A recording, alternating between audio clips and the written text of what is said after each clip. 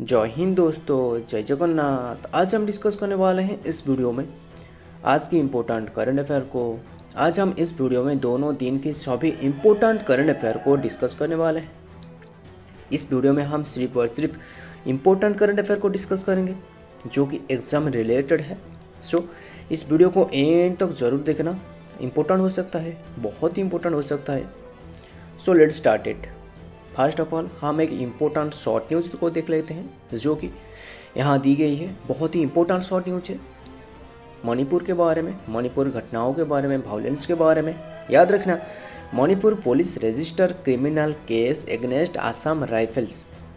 Manipur police ने register की है एक क्रिमिनल केस रिपोर्ट। किसके एगेंस्ट? आसाम राइफल्स के एगेंस्ट।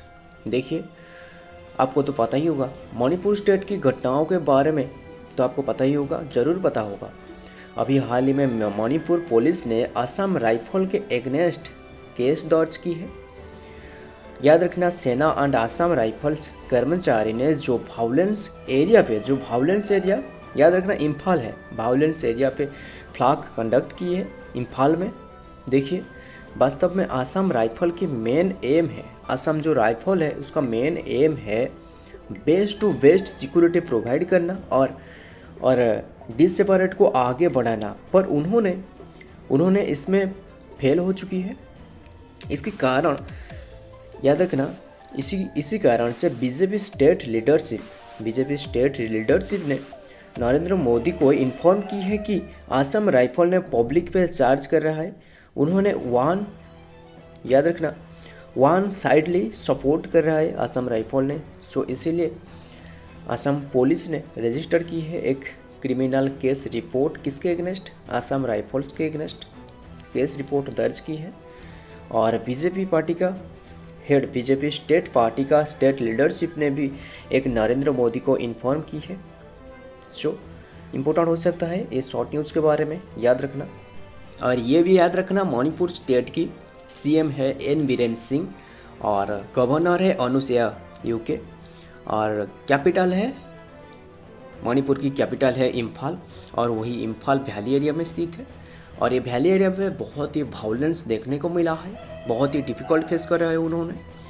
वायलेंस के कारण मिथी और कुकी के बीच देखने को मिला है। याद रखना, मणिपुर में मेनली 3 कम्युनिटी रहते हैं। एक है मिथी, दूसरा है कुकी और तीसरा है नागा।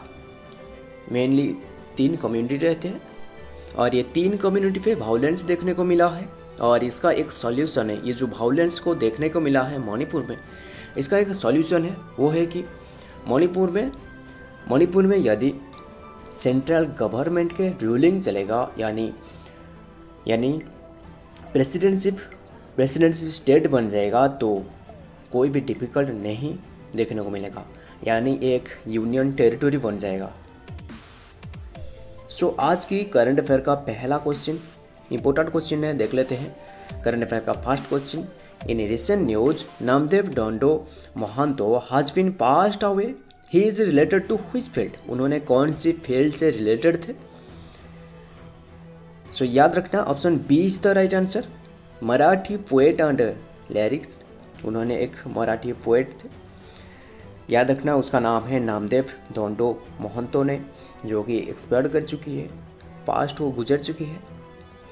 उनके निधन 81 एज पे गुजर चुकी है। याद रखना, 1991 में उन्होंने पद्मश्री अवार्ड उन्हें दी गई थी। और 2000 पे याद रखना, 2000 पे साहित्य अकादमी अवार्ड, याद रखना, साहित्य अकादमी अवार्ड दी गई थी उन्हें। इम्पोर्टेंट हो सकता है 1991 में पद्मश्री और 2000 पे साहित्य अकादमी अवार्ड। और ध्यान से सुनना, इम्पोर्टेंट हो सकता है, इंडिया का पहला और फर्स्ट सर्वश्रेष्ठ अवार्ड है भारत रत्न। और सेकंड पोजीशन पे पद्म विभूषण, और थर्ड पोजीशन पे है थर्ड अवार्ड है जो कि पद्म भूषण, और फोर्थ पोजीशन पे है, याद रखना, पद्मश्री। जैसे इंडिया का कुछ अवार्ड इम्पोर्टेंट हो सकता है। और याद रखना, फर्स्ट सर्वश्रेष्ठ अवार्ड है Bharat Ratna. So next question number 2, new Savera scheme, ये जो न्यू सवेरा स्कीम उसे नया सवेरा स्कीम भी कहा जाता है। New Savera scheme is related to which ministry, ये जो न्यू सवेरा स्कीम है ये कौन सी मिनिस्ट्री के साथ रिलेटेड है? So option D is the right answer, ministry of minority affairs, ministry of minority affair के साथ रिलेटेड है। याद रखना, रिसेंटली सेंट्रल गवर्नमेंट ने ऐसा कहा है कि 1,20,000 स्टूडेंट को ये बेनिफिट मिलेगी, बेनिफिट प्रोवाइड की जाएगी। कौन सी बेनिफिट? याद रखना, स्टूडेंट जो कि माइनॉरिटी कम्युनिटी पे बिलोंग कर रहे हैं, माइनॉरिटी कम्युनिटी पे मतलब है like Sikhs, Jains, Muslim, Christian, Buddhist and Parsis. याद रखना, ये जो माइनॉरिटी कम्युनिटी पे जिस स्टूडेंट ने बिलोंग कर रहे हैं उन्हें वेरियस कॉम्पिटिटिव एग्ज़ाम के लिए बेनिफिट प्रोवाइड की जाएगी ये स्कीम पे। बहुत ही इंपॉर्टेंट स्कीम है। उन्हें, ये जो माइनॉरिटी कम्युनिटी स्टूडेंट रहे उन्हें कोचिंग प्रोवाइड की जाएगी फ्री में। याद रखना, जो कॉम्पिटिटिव कोचिंग है उसे फ्री में प्रोवाइड की जाएगी। सो याद रखना, ये गवर्नमेंट की एक स्कीम है, ministry of minority affair ministry के ये एक इनिशिएटिव है। याद रखना। So next question number 3, from the following option cricketer player who has been retired from cricket, इससे जो कि रिटायर की जाएगी अभी अनाउंसमेंट की गई है। ये जो ऑप्शन देख रहे हो इनमें से कौन सी प्लेयर को? Option A is the right answer. याद रखना मनोज तिवारी को ये क्रिकेट खेल से जो कि रिटायर करने का अनाउंसमेंट की गई है। याद रखना, मनोज तिवारी को अनाउंसमेंट की गई है रिटायर करने का।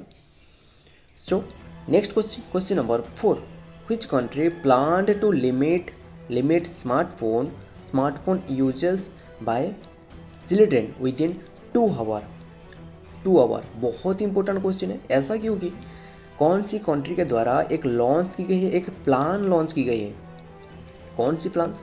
जो कि लिमिट स्मार्टफोन यूजेस, जो स्टूडेंट है, जो चिल्ड्रन है, बच्चों के लिए लिमिट पे रहेगा। ये जो स्मार्टफोन यूज कर रहे हैं उन्होंने, जो स्मार्टफोन यूज करने के वजह से उनका स्टडी बहुत ही ख़राब हो रहा है, इसीलिए स्मार्टफोन यूजेस को कम करने के लिए, घटाने के लिए 2 आवर, उन्होंने 2 आवर ही सिर्फ मोबाइल देख सकते हैं, यूज कर सकते हैं, और उसके बाद नहीं, 2 आवर ही सिर्फ और सिर्फ 2 आवर यूज कर सकते हैं। बहुत ही इंपॉर्टेंट है। कौन सी कंट्री के द्वारा ये इनिशिएटिव लॉन्च की गई है? So option D is the right answer, China. याद रखना, ये चाइना की प्लान है। चाइना ने ऐसे प्लान की है कि याद रखना, साइबर स्पेस वॉचडॉग ने ऐसा कहा है कि रेस्ट्रिक्शन लगाएगा मोबाइल पे। याद रखना, जो 16 to 18 एज स्टूडेंट है जिसने मोबाइल यूज़ कर रहा है उसमें एक रेस्ट्रिक्शन लगाएगा, जो कि 2 आवर पे ही मोबाइल सिर्फ यूज कर सकते हैं 1 डे में। और जो कि स्टूडेंट 16 to 18 एज है ये प्रोवाइड की जाएगी। ये एक ऐसा रेस्ट्रिक्शन लगाएगा किसने? चाइना ने। याद रखना, और 16 जो कि 1 to 16 एज पे जो स्टूडेंट है जो मोबाइल यूज कर रहे हैं उन्हें मोबाइल यूज करना तो है ही नहीं, मोबाइल यूज करना बैन ही है। पर ये जो 16 to 18 एज स्टूडेंट है पढ़ाई करने के लिए और ऐसे कोई भी करने के लिए 2 आवर ही सिर्फ मिलेगा मोबाइल यूज करने का 1 डे में। ये चाइना सरकार का बहुत ही इम्पोर्टेंट प्लान है, बहुत ही इम्पोर्टेंट प्लान है। सिर्फ चाइना नहीं, ऐसा हो कि सिर्फ चाइना नहीं और अदर कंट्री में भी लाइक इंडिया में भी ऐसे हो जाए कि स्टूडेंट ने 2 आवर तक ही मोबाइल यूज कर सकते हैं, उसमें एक रेस्ट्रिक्शन लगाया जाएगा। सो बहुत ही अच्छा ही हो सकता है, भला ही हो सकता है स्टूडेंट के लिए। ऐसा हो कि 2 आवर विदिन 2 आवर ही मोबाइल यूज कर सकते हैं। सो ऐसा होना ही चाहिए। और ऐसे होने से कारण से जिन स्टूडेंट ने दिन भर में मोबाइल यूज कर रहा है उन्हें एक रेस्ट्रिक्शन लगाया जाएगा, सिर्फ 2 आवर ही यूज कर सकते हैं। So next question number 5, which company has signed an MOU with Green Start hydrogen in India to explore opportunity in hydrogen value chain को एक्सप्लोर करने के लिए एक अपॉर्चुनिटी किसने साइन की है, कौन सी कंपनी ने साइन की है इंडिया के साथ। सो याद रखना option C is the right answer. BHEL यानी BHEL के फुल फॉर्म है भारत हेवी इलेक्ट्रॉनिक्स लिमिटेड। याद रखना BHEL की फुल फॉर्म है भारत हेवी इलेक्ट्रॉनिक्स लिमिटेड। याद रखना ये कौन सी स्कीम है, ये एक कौन सी कंपनी उन्होंने जो साइन की है, किसके बारे में, हाइड्रोजन वैल्यू चेन को बढ़ावा देने के लिए हाइड्रोजन यूज करके उसे फ्यूल की तरह यूज करना है, ऐसे ही है जो कि भारत हेवी इलेक्ट्रॉनिक्स लिमिटेड ने साइन की है इंडिया के साथ। याद रखना मैंने आपको ये बताई थी कि ये झारखंड स्टेट में ये एस्टैब्लिश होने वाला है। याद रखना हाइड्रोजन को फ्यूल की तरह यूज करना नेशनल वाइड हाइड्रोजन मिशन का इम्पोर्टेंस देने का मेन एम है इसका, इस कंपनी का बहुत ही इंपॉर्टेंट है, इंडिया के साथ साइन की है। नेक्स्ट क्वेश्चन नंबर 6, एक इम्पोर्टेंट डे है यहाँ दी गई है Nagasaki day 78th anniversary of US atomic bombing is celebrated on which date.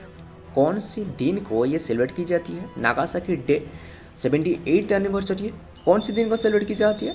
याद रखना 9 अगस्त, option A is the right answer. 9 अगस्त को सेलिब्रेट की जाती है। जापान का पीएम फूमियो किशिदा ने ऐसा कहा है कि हमें ऐसा करना चाहिए वर्ल्ड से, धरती से, पूरी हमारा पृथ्वी से याद रखना न्यूक्लियर वेपन जो है फ्री हो जाए। न्यूक्लियर वेपन, सभी न्यूक्लियर वेपन फ्री होना ही चाहिए। US ने बम गिराया था अगस्त 9, 1945 से 45 में। उनका नाम था, ये जो बम का नाम था फैटमैन, और एक बम का नाम था लिटिल बॉय, और याद रखना एक यूरेनियम बम गिराया था, और ये कौन सी डेट को, अगस्त 6 पे गिराया था। याद रखना ये पहला बम है लिटिल बॉय और दूसरा है फैटमैन। ये दोनों बम जो कि हिरोशिमा नागासाकी पे गिराया गया था, बहुत ही इंपॉर्टेंट हो सकता है जापान का, जिसके कारण बहुत ही लोगों की जान जा चुकी थी, तबाही मचा दिया था। और याद रखना फूमियो किशिदा ने एक वीडियो मैसेज से ऐसा ही कहा है। फूमियो किशिदा जो कि पीएम, कौन सी जापान की पीएम है, प्राइम मिनिस्टर है। सो याद रखना 9 अगस्त को ये सेलिब्रेट की जाती है नागासाकी डे। 6 अगस्त को ऐसे ही सेलिब्रेट की जाती है हिरोशिमा डे के रूप में। और यहाँ कुछ इंपॉर्टेंट डे दी गई है, बहुत ही इंपॉर्टेंट डे है, सो इसे याद रखना। Next question number 7, India has handed over INR 450 million in advance to which country to fund its unique digital identity project। याद रखना इंडिया का डिजिटल आइडेंटिटी प्रोजेक्ट के लिए उन्होंने 450 मिलियन की पैसा दी है। याद रखना एडवांस अमाउंट दी है। और याद रखना कौन सी कंट्री को दी है, option B is the right answer, Sri Lanka. याद रखना unique digital identity UDI, unique digital identity के लिए इंडिया ने श्रीलंका को 450 मिलियन एडवांस अमाउंट दी है, इंपॉर्टेंट हो सकता है। Next question number 8, Rajasthan cabinet has approved how many new district in this state. बहुत ही इंपॉर्टेंट क्वेश्चन है। राजस्थान कैबिनेट ने अभी रिसेंटली अप्रूव की है कितने डिस्ट्रिक्ट को और कितने डिवीजन को भी अप्रूव की है। सो याद रखना option C is the right answer, 19 district. उन्होंने 19 डिस्ट्रिक्ट को अप्रूव की है और 7 डिवीजन को भी अप्रूव करने का एक बात की है, अनाउंसमेंट की है। राजस्थान गवर्नमेंट ने अनाउंस की है कि 19 डिस्ट्रिक्ट एंड 3 न्यू डिवीजन के बारे में, जो कि इंसर्ट करेगा उनके डिस्ट्रिक्ट, जो कि अभी जो रिसेंटली डिस्ट्रिक्ट है 33 डिस्ट्रिक्ट एंड 7 डिवीजन, और इसमें 19 डिस्ट्रिक्ट को बढ़ाने का लक्ष्य है और 7 डिवीजन से जो कि 3 डिवीजन इंक्रीज करने का भी उनके लक्ष्य। याद रखना इम्पोर्टेंट हो सकता है। राजस्थान कैबिनेट ने अप्रूव की है जो कि 19 डिस्ट्रिक्ट को। और याद रखना राजस्थान का सीएम है, राजस्थान का सीएम है याद रखना अशोक गहलोत। और राजस्थान का गवर्नर है कलराज मिश्रा, उसका नाम है कलराज मिश्रा। और याद रखना राजस्थान का कैपिटल है जयपुर। इंपॉर्टेंट हो सकता है राजस्थान के बारे में। Next question, question number 9, under whose chairmanship has the supreme court decide a committee for relief and rehabilitation the people affected by Manipur violence. बहुत ही इंपॉर्टेंट है, जो कि सुप्रीम कोर्ट ने डिसाइड की है एक कमेटी के बारे में, एक रिलीफ कमेटी के, रिलीफ एंड रिहेबिलिटेशन कमेटी के बारे में। कौन सी कदर में सहायता प्रदान करेगी? People affected by the Manipur violence, Manipur violence के कारण जिन्होंने ये अफेक्टेड हुई है, जो मणिपुर वायलेंस के कारण जो पीपुल ने अफेक्टेड हुई है, उसे रिलीफ फंड और रिहेबिलिटेशन के लिए उन्हें डिसाइड की है एक कमेटी के बारे में। कमेटी का हेड है याद रखना किससे रखा जाएगा, चेयरमैनशिप किससे रखा जाएगा? Option B is the right answer, justice Gita Mehta. याद रखना सॉरी जस्टिस गीता मिथाल, याद रखना जस्टिस गीता मिथाल को रखा जाएगा चेयरमैन के रूप में।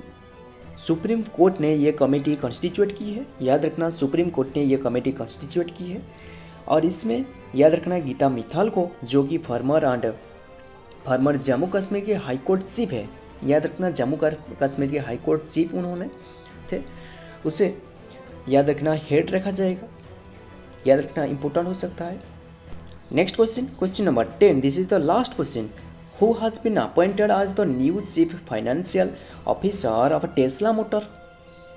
किसने जो कि न्यू चीफ फाइनेंशियल ऑफिसर बने टेस्ला मोटर्स की? सो याद रखना option C is the right answer, Vaibhav Taneja. याद रखना वैभव तनेजा को टेस्ला मोटर सीईओ के रूप में अपॉइंटमेंट मिली है, सॉरी टेस्ला मोटर के जो चीफ फाइनेंशियल ऑफिसर के रूप में अपॉइंटमेंट मिली है। Tesla motor CEO Elon Musk ने ये अपॉइंटमेंट की है। और याद रखना टेस्ला मोटर की एस्टैब्लिशमेंट कौन सी डेट को? 1 जुलाई 2003 में एस्टैब्लिश हुआ था। और हेडक्वार्टर कैलिफोर्निया यूएसए में स्थित है। इंपॉर्टेंट हो सकता है। सो फ्रेंड, आज की इम्पोर्टेंट करंट अफेयर, और हम जितने भी इम्पोर्टेंट डिस्कस किए, जितने भी क्वेश्चन डिस्कस किए, ये सिर्फ और सिर्फ इम्पोर्टेंट क्वेश्चन है। और जो नेग्लेजिबल है उसे हम नेग्लेक्ट कर दिया है, और जो इम्पोर्टेंट क्वेश्चन है उसे ही हम डिस्कस किया, सिर्फ और सिर्फ इम्पोर्टेंट क्वेश्चन को, जो कि एग्ज़ाम रिलेटेड है।